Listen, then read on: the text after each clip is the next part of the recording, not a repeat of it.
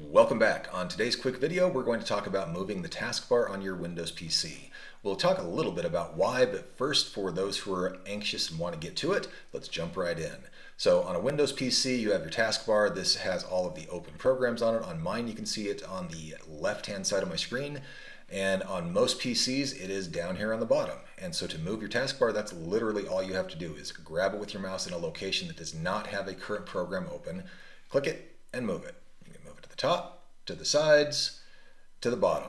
Now, the reason that I have mine in the middle here is because I have two monitors. I have two fairly large monitors. When I'm moving my mouse back and forth, I don't want to have to go all the way down to the bottom on one or the other. You can have it on both, but I prefer not to. And because my monitors are wide, it's easier for me to have on the side than to take room down here on the bottom.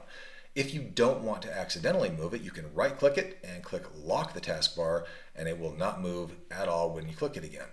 So that is pretty much it. Hope this has been helpful. If so, please give us a like down below. If you like this type of content, consider subscribing to the channel. And if you know someone who may benefit from this, please consider sharing. Thanks for being here. We'll see you on the next one.